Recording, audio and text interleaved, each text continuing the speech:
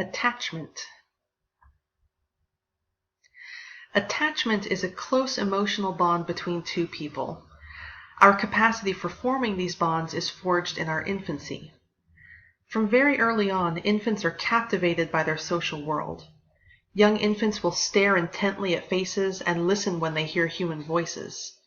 Eventually, they start to learn the meaning of other people's facial expressions. A lot of the input for this development comes from face-to-face play, where the caregiver and the infant are facing each other while engaging in things like speaking, singing, physical touch, and gestures. For example, the mother might be holding the baby and telling him about their plans for the day. And then we're going to visit your cousins, and then we're all going to go to the zoo together and look at the animals. Should we get dressed and ready for that? Yeah, let's do that. One thing that babies learn to expect is for people to smile at them. We know that they expect this because of something called the still face paradigm. In the still face paradigm, the caregiver alternates between engaging in face-to-face interactions with the baby and then remaining still and unresponsive with a completely blank expression. As early as 3 months of age, babies will start to get upset whenever someone stops and goes neutral and unresponsive like this. They don't like it at all. They expect social interaction. When we talked about attention in the information processing chapter, we mentioned joint attention. If you remember, joint attention involves two people paying attention to the same thing at the same time. For example, the infant might look at a dog and the parent might point and say, oh look, see the dog? And then later the parent might look at something and the infant might turn to see what they're looking at, which is gaze following. In the second year of life, children start to engage in something called social referencing. This is quote-unquote reading emotional cues in others to help determine how to act in a specific situation.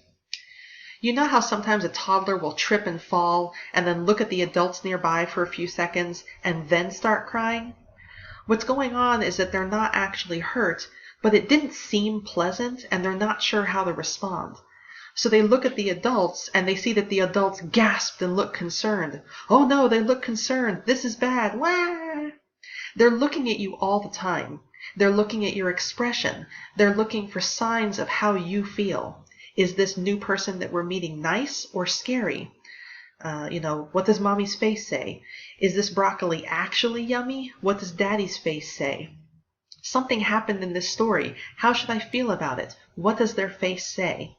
So pay attention to your reactions. If they take a small tumble on the slide and pause to look at you, just smile and wave. Let them know that they're fine. If they weren't fine, they wouldn't have stopped to look at you first. They would have just started crying right away.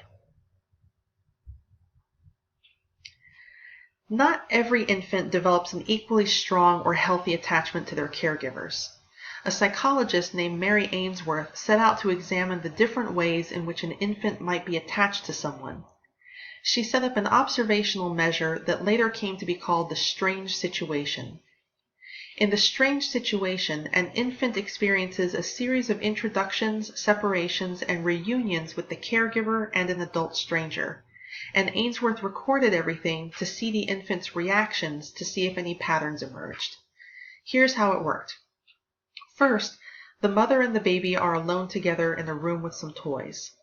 Through a one-way mirror, the researcher observed how the babies behave. Do they explore? Do they cling to the parent? Then, for another few minutes, a stranger enters the room. How does the baby respond to the stranger? Then the mother leaves the room, and the baby is now alone in the room with the stranger. If the baby is upset, the stranger tries to comfort them. Then the stranger leaves the room, and the baby is momentarily alone before the mother comes back into the room. How does the baby react to the reunion with the mother? Some different patterns emerged in how infants respond to each stage of the strange situation. One group, dubbed securely attached children, used their mother as a secure base from which to explore the environment. When in the presence of their caregiver, securely attached infants explore the room and examine toys that have been placed in it. When the caregiver leaves the room, securely attached infants might whine and protest mildly, and when the caregiver returns, these infants reestablish positive interactions with her, perhaps by smiling or climbing onto her lap. Subsequently, they usually resume playing with the toys in the room. So, they play while the mom is there, they get mildly upset when she leaves, and they're happy when she gets back. Then there are 3 subtypes of insecure attachment. Insecure avoidant children show insecurity by avoiding the caregiver. In the strange situation, these babies engaged in little interaction with the caregiver. They're not distressed when she leaves the room. They usually do not reestablish contact with her when she returns, and they may even turn their back on her. Basically, they don't seem to care whether she's there or not. Another form of insecure attachment is insecure resistant. Insecure resistant children often cling to the caregiver and then resist her by fighting against the closeness, perhaps by kicking or pushing away. In the strange situation, these babies often clung anxiously to the caregiver and don't explore the room. When the caregiver leaves, they often cry loudly and they push away if she tries to comfort them on her return. And then they want to be held again. It's as though they're terrified that she'll leave them and then angry with her when she returns. Most infants will fall within one of those first 3 categories: securely attached, insecure avoidant, or insecure resistant. The last one, insecure disorganized, is not very common. Insecure disorganized children are disorganized and disoriented. In the strange situation, these babies might appear dazed, confused, and fearful. To be classified as disorganized, babies must show strong patterns of avoidance and resistance or display certain specified behaviors, such as extreme fearfulness around the caregiver. The first years of life are an essential period for developing attachment, and the majority of infants display a secure attachment with their caregivers. Among those who develop an insecure attachment, the most common reasons involve either a lack of care or inconsistent care. Abuse and neglect certainly are a cause of insecure attachment. It can also happen when they are separated from their caregivers. Now, by this, I don't mean spending the day at daycare. Think more like being separated from them for months at a time.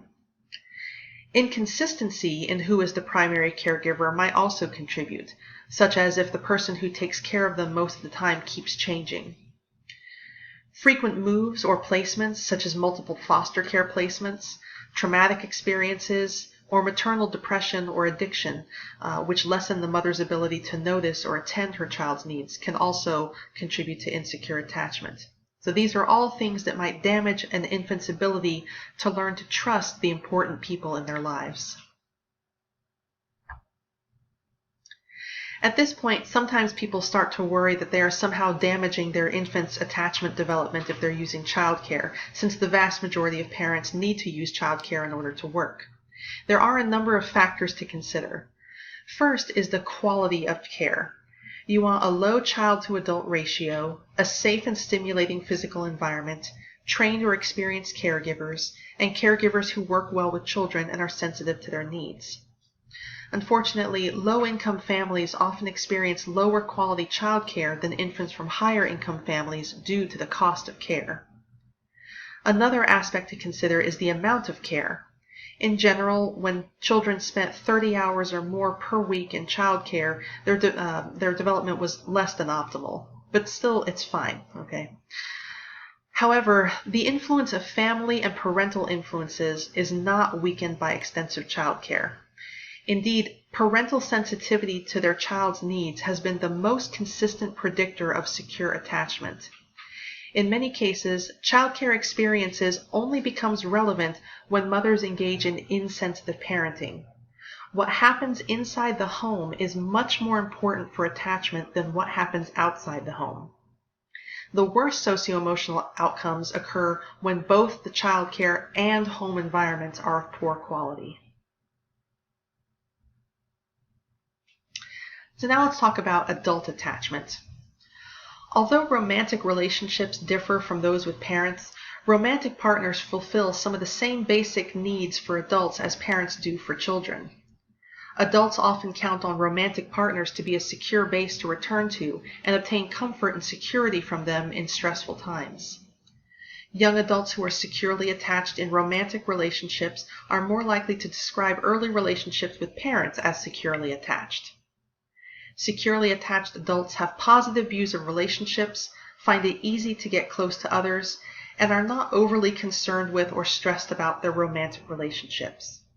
These adults tend to enjoy sexuality in the context of a committed relationship and are less likely than others to have one-night stands. Avoidant individuals are hesitant about getting involved in romantic relationships, and once in a relationship, they tend to distance themselves from their partner. Anxious individuals demand closeness, are less trusting, and are more emotional, jealous, and possessive.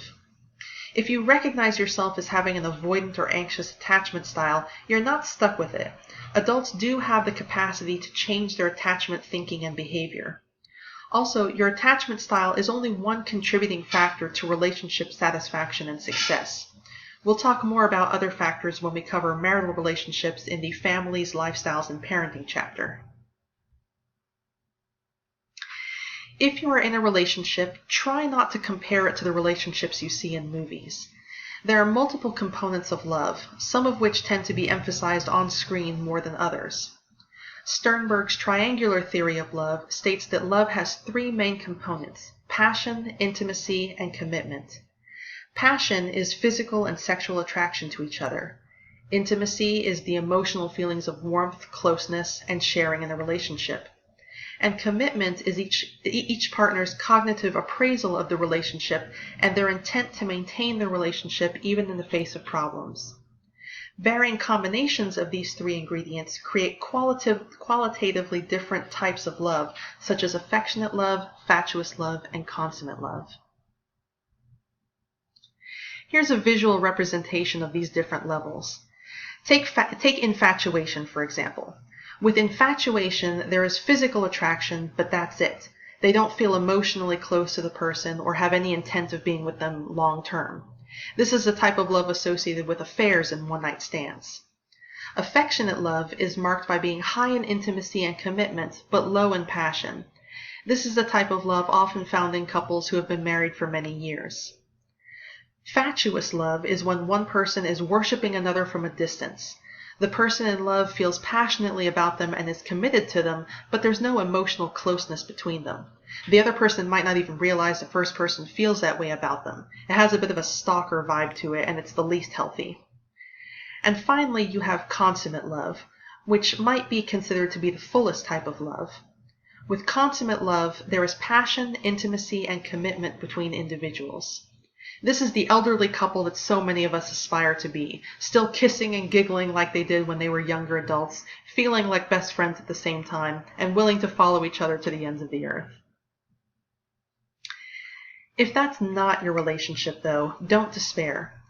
The collapse of a love relationship may feel tragic, but personal development may benefit from getting over being in love and ending a relationship. It's better to be in no relationship than a bad one, and letting yourself fall out of love may be wise in some cases, such as if you are obsessed with someone who repeatedly betrays your trust, if you are involved with someone who is draining you emotionally or financially, or if you're desperately in love with someone who does not return your feelings. Being in love when love is not returned can lead to depression, obsessive thoughts, sexual dysfunction, inability to work, difficulty making new friends, and self-condemnation. Some people get taken advantage of in relationships. For example, without realizing it, a relationship can evolve in a way that creates dominant and submissive roles. Detecting this pattern is an important step towards learning to either reconstruct a relationship or to end it if the problems cannot be worked out. Life is too short to spend it trying to turn the wrong person into the right person for you.